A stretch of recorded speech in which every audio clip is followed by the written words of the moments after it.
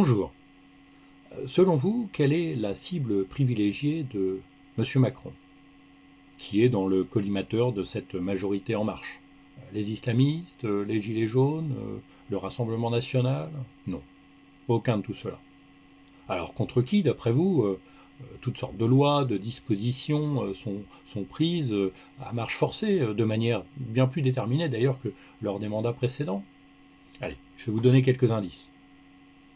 Avant même qu'il n'arrive, l'État veut avoir la mainmise sur toutes les étapes qui les voient apparaître, du projet à leur conception, de leur conception à leur développement. Par électoralisme et sous prétexte de satisfaire certains lobbies, un vrai business émerge grâce à eux. En réglementant cette filière et tous ses intervenants, l'État entend ainsi assurer un bénéfice financier à tous les niveaux. Vous ne voyez toujours pas de qui il s'agit, qui la République entend manipuler, formater à sa guise? Alors je continue. Depuis des décennies, toutes les conditions sociales et économiques évoluent pour que l'État en prenne insidieusement le contrôle, en faisant penser aux Français que c'est pour leur bien, pour libérer le citoyen d'une nuisance écologique, d'un poids financier, d'une responsabilité qui nuit à son efficacité économique, bref, pour que chacun puisse se consacrer à l'essentiel selon la République, apporter sa contribution au PIB évidemment. Depuis plusieurs décennies aussi, il est autorisé de les anéantir. Mais l'État En Marche veut aller bien plus vite. Euh, il veut lever les garde-fous et les freins pour complètement réguler leur nombre et surtout s'assurer de leur conformité, de leur absence de défaut. Alors de qui parle-t-on? Commencez-vous à comprendre? On leur apprend par exemple qu'ils peuvent se définir eux-mêmes à l'encontre de ce que la nature leur a donné, plutôt que de leur apprendre tout simplement à s'assumer tels qu'ils sont, en leur coupant toutes leurs racines naturelles, leurs origines. L'État s'engage à leur inculquer par tous les moyens ce qu'un bon citoyen républicain a le droit de penser librement, quel est son espace de liberté.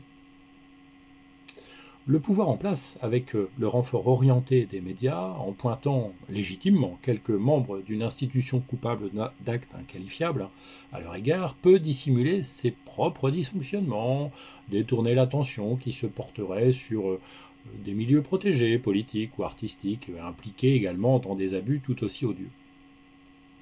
Vous ne voyez toujours pas qui M. Macron et ses sbires veulent contrôler.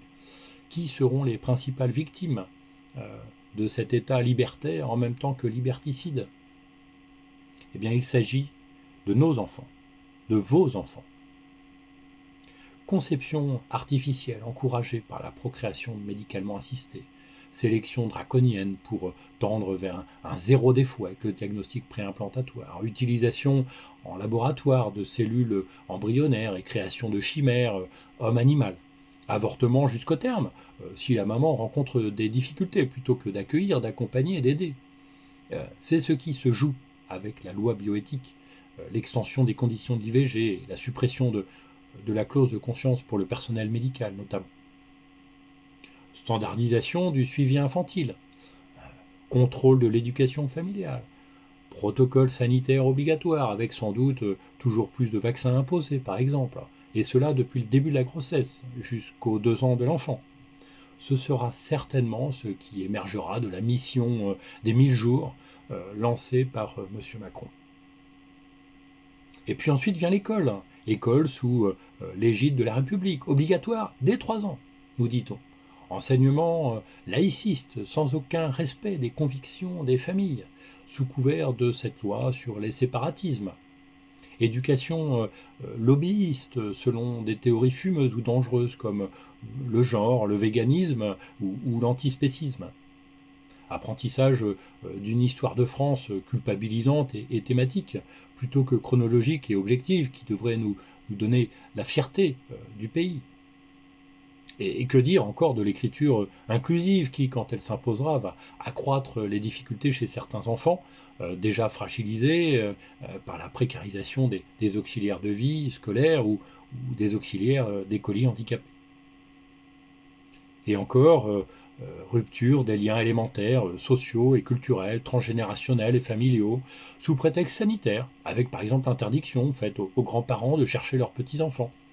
La pseudo-responsabilisation et l'entretien de la peur qui banalise la distanciation sociale et les gestes barrières.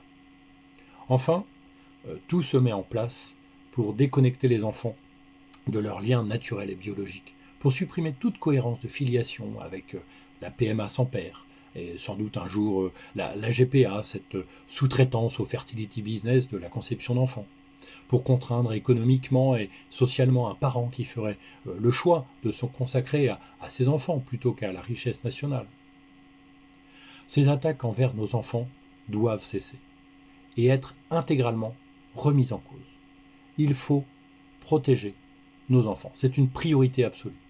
Face aux progressistes, laïcistes, ceux que j'appelle les républicistes, ces intégristes qui veulent faire passer la République avant la nation, avant la France et avant le peuple français, avant nos convictions intimes et légitimes, nous devons opposer face à eux un mouvement conservateur et protecteur, un mouvement qui défend la vie, en particulier celle des enfants dès leur conception, un mouvement qui promeut le respect et la liberté individuelle, un mouvement qui exige de donner aux familles des moyens d'élever leurs enfants selon leurs convictions, pour qu'ils deviennent des enfants de France, et non des consommateurs citoyens d'une république macronienne et enfantophobe.